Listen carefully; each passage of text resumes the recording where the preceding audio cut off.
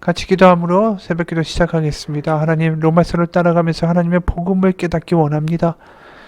우리의 개인의 구원이 아니라 크신 하나님, 놀라운 계획과 경륜을 가지고 계시고 이 땅의 모든 이들을 구원하여 하나님의 자녀로 다시 되돌리기 원하시는 하나님의 마음과 열정들을 다시 한번 로마서를 읽으며 깨닫기 원합니다. 로마서 가운데 하나님의 복음이 무엇인지 그 넓이와 길이와 폭과 깊이를 아는 사람 되게 도와주옵소서. 예수님의 이름 받들어 기도합니다. 아멘. 오늘 로마서 15장 14절에서 21절입니다. 로마서 15장 14절에서 21절까지의 말씀입니다. 내 형제들아, 너희가 스스로 선함이 가득하고 모든 지식이 차서 능히 서로 권하는 자임을 나도 확신하노라. 그러나 내가 너희로 다시 생각나게 하려고 하나님께서 내게 주신 은혜로 말미암아 더욱 담대히 대략 너희에게 썼노니, 이 은혜는 곧 나로 이방인을 위하여 그리스도 예수의 일꾼이 되어 하나님의 복음의 제사장 직분을 하게 하사 이방인을 제물로 드리는 것이 성령 안에서 거룩하게 되어 받으실 만하게 하려 하심이라. 그러므로 내가 그리스도 예수 안에서 하나님의 일에 대하여 자랑하는 것이 있거니와 그리스도께서 이방인들을 순종하게 하기 위하여 나를 통하여 역사하신 것 외에는 내가 감히 말하지 아니하노라. 그 일은 말과 행위로 표적과 기사의 능력으로 성령의 능력으로 이루어졌으며, 그리하여 내가 예루살렘으로부터 두루 행하여 일루리곤까지 그리스도의 복음을 편만하게 전하였노라. 또 내가 그리스도의 이름을 부르는 곳에는 복음을 전하지 않기를 힘썼노니, 이는 남의 터 위에 건축하지 아니하려 함이라. 기록된 바 주의 소식을 받지 못한 자들이 볼 것이요 듣지 못한 자들이 깨달으리라 함과 같으니라. 아멘. 이제 편지는 마무리의 단계로 들어가죠. 오늘 본문에서는 바로 이 앞으로 16장에 나올 끝인사를 하기 전에 자신이 왜 이 로마 교회 편지를 쓰게 됐는지에 대한 동기와 이유를 말씀하고 있습니다. 사실 로마서, 특히 로마 교회 입장에서 보면 사도 바울이 보낸 이 긴 편지는 약간 당황스러운 것일 수가 있다라는 것이죠. 왜냐하면 사도 바울은 이 로마 교회와 일면식도 없고 또 교회를 세운 사람도 아니기 때문입니다. 그래서 이 긴 편지를 왜 보내는지에 대한 이유를 말하게 되는 것이죠. 14절 보면, 내 형제들아, 너희가 스스로 선함이 가득하고 모든 지식에 차서 능히 서로 권하는 자임을 나도 확신하노라. 그러니까 분명히 복음 가운데 제대로 섰고 복음 가운데 잘 자라고 있고, 그래서 하나님에 대한 지식도 있는 것을 알고 있다. 15절, 그러나 내가 너희로 다시 생각나게 하려고 하나님께서 내게 주신 은혜로 말미암아 더욱 담대히 대략 너희에게 썼노니. 그러니까 복음을 다시 생각나게 해야 할 필요가 있어서 이 편지를 보냈다라는 것이죠. 그럼 도대체 복음이 뭔지를 자꾸만 잊고 있는 것일까요? 로마 교회는 바로 복음을 잘 몸 깊은 곳까지, 마음 깊은 곳까지 이해하지 못한다라는 것을 드러내는 증거가 갈등이었습니다. 약한 자와 강한 자, 다시 말해서 이방인 기독교인들과 유대인 기독교인들 사이에 갈등이 있었다라는 것을 알고 다시 한번 하나 되어야 된다. 복음은 하나 되게 하시는 것이다. 이것을 다시 한번 강력하게 알려주기 위해서 이 편지를 썼다라고 이야기하는 거죠. 근데 그것만이 이 편지를 보내게 된 이유가 아닙니다. 또 다른 더 큰 이유가 있어요.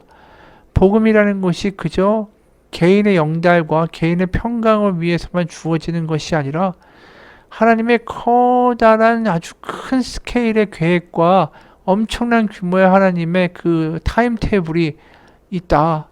그것이 지금 작동하고 있고 하나님이 온 인류를 구원하기 위해 하나님의 커다란 계획을 갖고 계시다. 이게 복음이다라는 또 다른 차원이 있다라는 거죠.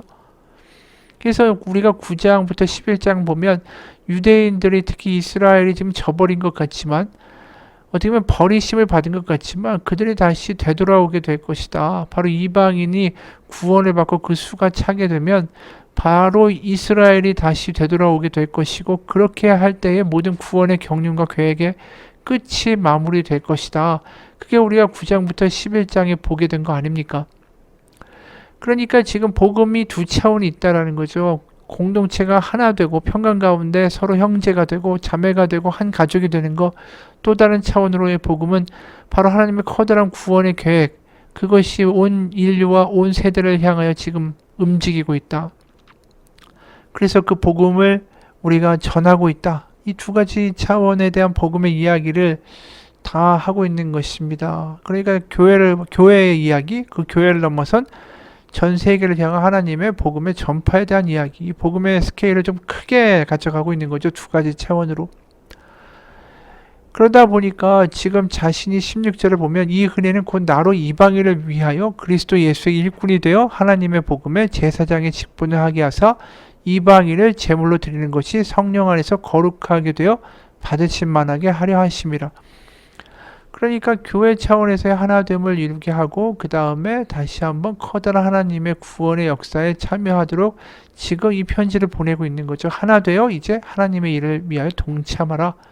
그게 복음에 대한 모든 내용이다. 그저 교회 하나하나에 그냥 갇혀있고 우리의 구원을 위해서만 기도하는 그런 차원의 믿음이 아니라 이제 내가 이방인을 하나님께 드리는 하나님의 복음의 제사장의 역할을 하고 있는데 여기 같이 동참하라는 거죠.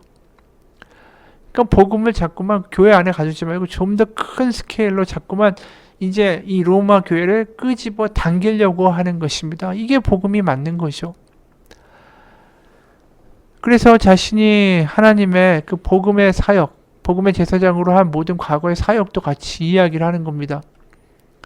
그래서 18절 그 일은 말과 행위로 표적과 기사의 능력으로 성령의 능력으로 이루어졌으며 그래야 내가 예루살렘으로부터 두루 행하여 일루리곤까지 그리스도의 복음을 편만하게 전하였노라. 또 내가 그리스도의 이름을 부르는 곳에는 복음을 전하지 않기를 힘썼노니 이는 남의 터 위에 건축하지 아니하려 함이라. 그러니까 결국 뭘 얘기합니까? 자신이 예루살렘부터 일루리곤까지 이방인들을 위하여 쭉 하고 있는 이 이방인 선교 사역에 이제 너희들이 동참해라. 이게 복음을 전하는 어떤 복음이 그냥 교회 안에서 머무는 것이 아니라 큰 차원의 새로운 복음의 차원을 경험하게 되는 그러한 일이다. 하나님의 경륜, 하나님의 커다란 계획에 같이 동참하자. 큰 계획을 바라보고 이제 큰 어떤 하나님의 계획 가운데 동참하는 선교에 동참하라. 이게 편지를 쓴 이유라는 거죠. 이 편지를 다시 요약하면 대내적인 이유와 대외적인 이유로 나눌 수 있다는 거죠. 대내적으로는 교회가 하나 되기 위하여, 대외적으로는 하나님이 모든 일을 구원하시고자 하는 그 복음의 역사에 참여하는 것. 또 대내적으로는 복음의 하나됨의 역사에 대내적으로 참여하는 것. 그럼 이게 이제 하나님의 계획 가운데 이루어지고 있다. 커다란 계획 가운데 내가 쓰임받고 있다. 이 이야기를 할 때에 뭐라고 이야기하냐면 성령님이 나를 붙들고 나를 이 복음을 전하는 일 가운데 끌고 가신다. 결국 성령님이 나의 그 모든 선교 사역의 주체다. 하나님이 이 계획 가운데 나를 참여시키셨다. 나를 끌어서 거기에 사용하셨다. 너희들도 성령님 가운데 하나님 선교 사역에 동참하라라고 말하는 거죠. 그래서 오늘 15장에 보면 이 성령님이라는 그 단어가 많이 출현합니다. 그러니까 로마서 보게 되면 8장에 많이 출현하고요. 15장에 많이 출현해요. 15장의 13절 소망의 하나님이 모든 기쁨과 평강을 믿음 안에서 너에게 충만하게 하사 성령의 능력으로 소망이 넘치게 하시기를 원하노라. 이 성령의 능력으로 소망이 차고 성령의 능력으로 말미암아 하나님의 커다란 그 선하심의 계획에 대한 완성에 대한 기대를 하게 된다는 거죠. 로마서 15장 16절 이 은혜는 곧 나로 이방인을 위하여 그리스도 예수의 일꾼이 되어 하나님의 복음의 제사장의 직분을 하게 하사 이방인을 제물로 드리는 것이 성령 안에서 거룩하게 되어 받으실 만하게 하려 하심이라. 이방인을 전도하는 게 결국 성령의 역사라는 거죠. 또 로마서 15장 19절 표적과 기사의 능력으로 성령의 능력으로 이루어졌다. 뭐가요? 선교가. 그래서 예루살렘으로부터 일루리곤까지 그리스도의 복음을 편만하게 전하게 된 것도 성령의 능력이 힘입은 것이다. 로마서 15장 30절 형제들아 내가 우리 주 예수 그리스도와 성령의 사랑으로 말미암아 너희를 권하노니. 그 성령이 주시는 사랑으로 말미암아 너희를 권한다라고 이야기하죠. 결국 우리가 여기서 보게 되면 성령님이 우리 가운데 하시는 일이 분명하다라는 거예요. 성령이 우리 가운데 충만하게 되면 우리가 우리 안에서의 하나가 되고 평강을 누리는 것뿐 아니라 성령은 우리를 잡아 끌어서 하나님의 놀라운 복음의 계획과 선교의 계획 가운데 우리를 이끌어 동참시키신다라는 것을 우리가 알게 되는 거죠. 그러니까 우리가 로마서를 읽으면서 로마서 8장에 대한 이야기는 참 많이 해요. 그리고 우리가 너무나도 익숙한 구절들이 8장에 많죠. 예를 들어 몇 개만 봐도 그리스도 예수 안에 있는 생명의 성령의 법이 죄와 사망의 법에서 너를 해방하였다. 로마서 8장 16절 성령이 친히 우리 영과 더불어 우리가 하나님의 자녀인 것을 증언하신다. 로마서 8장 26절 이와 같이 성령도 우리의 연약함을 도우시나니 우리가 마땅히 기도할 바를 알지 못하나 오직 성령이 말할 수 없는 탄식으로 우리를 위하여 친히 간구하시느니라. 그렇죠. 우리가 8장에 나와 있는 성령에 대한 이야기를 많이 알고 우리 안에서의 평강을 이루고 내 마음 가운데 하나님의 그 소망을 주시고 나를 죄로부터 자유케 하시고 자꾸 이런 어떤 개인적 차원에서의 성령의 역사는 많이 8장을 통해서 알게 되는데 그 로마서 8장만큼이나 15장의 성령의 이야기가 많이 나온다라는 것을 우리가 간과한다라는 거죠. 그러니까 개인적 차원에서의 성령의 역사와 또 다른 차원의 성령의 역사가 있다라는 것을 분명히 우리가 이 15장을 통해서 알게 되어야만 한다라는 것이죠. 결국 성령은 우리 가운데 죄로부터 자유케 하고 우리의 근심으로부터 같이 중보하시며 하나님이 내가 여기 있다라는 것을 알려주시는 내가 너의 아버지다라는 걸 알게 해주시는 역사일 뿐 아니라 우리 로마서 15장을 통해서 우리가 알게 되는 건 성령을 통해서 우리가 하나님의 커다란 아버지의 계획 안으로 우리가 이 참여하도록 이끌음을 당한다라는 뜻이에요.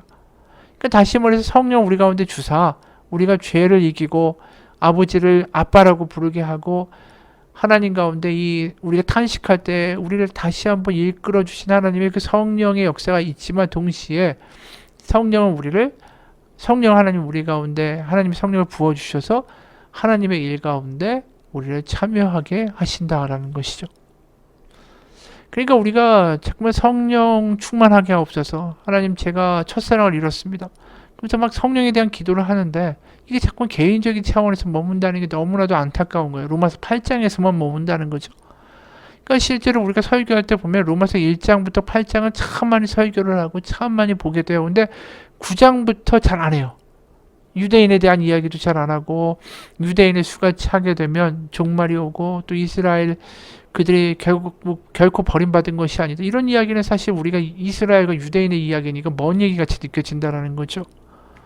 그러면서 그 뒤에는 뭘 해라 이런 얘기만 나오니까 자꾸 복음에 대한 이야기만 하다 보니까 이 뒤에 9장부터 이후에 대한 것들을 너무 간과하기 쉽다라는 거죠. 하지만 결국 성령의 역사는 이 하나님의 그 유대인까지 구원하시는 커다란 이 하나님의 구원의 계획에 성령은 우리를 참여하게 하시는 힘이다. 참여하게 하시는 분이다. 우리가 성령 충만을 하나님께 기도한다는 것은 이 로마서 1장부터 8장까지 전반부뿐 아니라 후반부에도 우리가 참여하기를 하나님께 기도하고 있는 것이다라는 거죠. 그러니까 하나님 성령 충만하게 해주세요. 성령 충만하게 해주세요. 나한테 평안을 주세요. 미래를 보여주세요. 뭔가 나의 눈이 열리게 해주세요. 나의 마음 평안을 주세요. 은사를 주세요. 여기에만 머물러서는 안 된다는 거죠. 성령 충만을 요구할 때 이미 거기에는 하나님께 뭘 요구하고 있는 거냐면 우리는 알지 못하지만 하나님의 선교사역에 동참하게 해주세요. 이렇게 기도하고 있는 거랑 마찬가지라는 거예요. 어떤 분이 이런 고백을 해요. 해외 후원아동 방문 프로그램의 일환으로 후원자들과 함께 아프리카 말라위에 갔을 때 일어난 일이다. 에이즈가 한 마을을 완전히 초토화해버린 것이었다. 우리가 찾아간 12살 소년 사무엘은 후원아동의 형이었는데 에이즈 고아이자 에이즈 환자였다. 삐쩍 마른 몸은 온통 부스럼투성에 기침도 심했다. 안내자의 말로는 6개월 이상 살기가 힘들다고 했다. 이분이 네 동생의 후원자라고 소개하니까 사무엘은 눈이 휘둥그레져서 말까지 더듬으며 이렇게 말했다. 이분이 제 동생의 후원자라고요. 고맙습니다. 당신은 제 간절한 기도의 응답이십니다. 알고 보니까 사무엘은 1년 전에 엄마마저도 잃고 하나님한테 자기는 어떻게 돼도 좋으니까 10살, 6살 두 동생만은 굶지 않고 학교에 다니게 해달라고 밤낮으로 하나님께 기도했다는 거죠. 그러면서 사무엘이 이 후원자의 손을 덥석 잡은 순간에 우리는 이 후원자분이 이 에이즈 걸린 아이가 손을 덥석 잡고 부스럼까지 있으니까 아이의 손을 뿌리치면 어떻게 하나 그런 마음이 순간 들었대요. 그런데 놀랍게도 그 후원자가 이 부스럼 투성이고 에이즈에 걸린 이 사무엘을 힘껏 껴안아 주는 거예요. 그러면서 그분이 그때 그걸 느꼈대요. 나는 내 기도가 응답되는 복도 받고 싶지만 누군가의 간절한 기도에 내가 응답이 되는 복 또한 받고 싶습니다. 복이 들어와서 쌓이는 내가 복의 종착지가 아니라 들어와 쌓인 복이 골고루 나누어지는 복의 환승력이 되고 싶습니다. 그 간절한 소망이 그때 생겼다라는 거죠. 이게 성령의 또 다른 차원의 역사예요. 우리가 다른 사람의 기도에 응답이 되기를 바랄 수는 없을까요? 내가 성령의 가운데 다른 사람의 기도에 응답이 되기를 원합니다. 하나님께 쓰임받고 싶습니다. 뭔가 우리가 이런 기도의 차원으로 나아갈 수는 없을까요? 하나님께 나를 사랑하는 거 맞냐고, 날 사랑해달라고 떼를 쓰고 하나님의 사랑을 확인하려고는 애쓰지만 하나님께 쓰임 받으면서 그분과 함께하는 그 기쁨을 경험하게 해달라고 하나님께 기도하지는 않는다라는 거죠. 오늘 18절에 보세요. 19절에 표적과 기사의 능력으로 성령의 능력으로 이루어졌으며 그래야 내가 예루살렘으로부터 두루행하여 일루리곤까지 그리스도의 복음을 편만하게 전하였노라. 성령의 능력에 붙잡혀서 예루살렘부터 일루리곤까지 그리스도의 복음을 전하였다. 이게 성령의 놀라운 차원 아닙니까? 이 말씀에 좀 가슴이 뛰지 않습니까? 우리가 그런 삶을 좀 살기를 하나님께 기도해야 되는 거 아닙니까? 우리가 그렇게 하나님께 붙들려 사는 삶이 된다면 지금 좀 부족해도 그게 전혀 아쉽지 않아요. 때로는 내가 돈이 없고 때로는 고생을 해도 그것이 전혀 걱정이 되거나 근심이 되거나 다른 사람과 비교해서 열등감에 빠지지 않아요. 왜? 하나님께 붙들려 살고 있다는 확신이 있으니까. 그게 사도 바울이 아무리 매를 맞고 아무리 무시당하고 아무리 태장을 맞고 뭐라고 파설을 당하고 강도당하고 어떠한 일을 당해도 거기에 침체되거나 우울하거나 걸림돌이 되지 않는 이유가 거기 있어요. 성령에 붙들려서 살고 있는 거. 난 하나님의 계획 가운데 쓰임받고 있어. 하나님이 나를 통하여 역사하셔.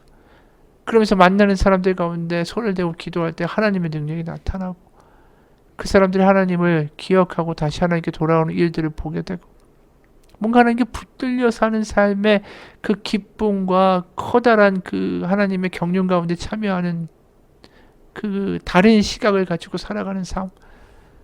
그게 성령 충만이다라는 것을 다시 한번 우리가 깨달았으면 좋겠습니다. 한 이야기로 마치죠. 한 철학자가 건축 공사장에서 일하는 인부 세 사람에게 물었습니다. 지금 무엇을 하고 있습니까? 첫 번째 인부는 벽돌을 쌓고 있다. 두 번째 인부는 벽을 쌓고 있다. 마지막 인부는 성당을 짓고 있다. 이 철학자는 세 사람의 미래를 다음과 같이 판단했죠. 첫 번째 인부는 눈앞에 벽돌만 보고 있으니까 한평생 벽돌만 쌓다가 끝날 것입니다. 두 번째 인부는 벽을 쌓고 있다. 벽의 크기만큼 봤으니까 기술자까지는 되겠죠. 하지만 성당을 짓고 있습니다. 라고 대답한 인부는 앞으로 커다란 잠재력을 가지고 있는 사람입니다. 아직 이제 벽돌을 짓는 아직도 완성되지도 않은 성당을 이미 눈앞에서 보고 있기 때문입니다. 그렇죠? 이게 하나님께 붙들려 사는 사람의 시각이에요. 하나님께 붙들려 살면 다른 게 보이는 거죠. 우리는 세상을 어떻게 살아요? 이 벽돌을 쌓고 있습니다. 눈앞에 보이는 것만 보고 살잖아요. 근데 성령에 붙들린 사람은 어떻게 말한다고요? 난 성당을 짓고 있습니다. 이게 지금 사도 바울이 세상을 바라보고 있는 관점인 거예요. 그러니까 우린 여전히 벽돌을만 보고 있는데 사도 바울이 이 커다란 하나님의 계획, 성당을 짓고 있습니다. 이렇게 말하는 벽돌공과 같이 이야기하고 있다라는 거죠. 하나님, 우리가 하나님께 성령을 달라고 구할 때 이 하나님의 커다란 계획과 우리가 또 다른 관점을 가지고 우리의 주변과 우리의 삶을 바라볼 수 있게 해달라고 하나님께 간구하기 원합니다. 그래서 우리 가운데 사명도 있고 하나님께 붙들려 쓰임받는 삶에 그 놀라운 감격을 경험하게 해달라고 우리 기도하기 원합니다. 같이 기도하겠습니다. 하나님 아버지, 우리는 성령을 오해합니다. 성령이 어떤 은사를 주시는 분, 성령이 나에게 평강을 주시는 분, 내가 탄식할 때 나와 함께 기도하는 분, 나를 죄로부터 자유케 하시는 분, 온통 이런 나의 내적인 것에만 집중할 때 하나님, 우린 성령의 반쪽을 잃고 사는 사람이라는 것을 오늘 알게 됐습니다. 하나님께 붙들려 하나님의 커다란 계획 가운데 쓰임받는 그 기쁨, 하나님께 붙들려 사는 그 성령의 역사, 하나님, 우리가 그런 커다란 하나님의 그림 가운데 동참하기 원합니다. 하나님께 쓰임받는 그 놀라운 감격을 맛보게 하여 주옵소서. 살아계신 우리 주 예수 그리스도의 이름 받들어 기도합니다. 아멘. 하늘에 계신 우리 아버지, 아버지의 이름을 거룩하게 하시며 아버지의 나라가 오게 하시며 아버지의 뜻이 하늘에서와 같이 땅에서도 이루어지게 하소서. 오늘 우리에게 일용할 양식을 주시고 우리가 우리에게 잘못한 사람을 용서하여 준 것 같이 우리 죄를 용서하여 주시고 우리 시험에 빠지지 않게 하시고 악에서 구하소서. 나라와 권능과 영광이 영원히 아버지의 것입니다. 아멘.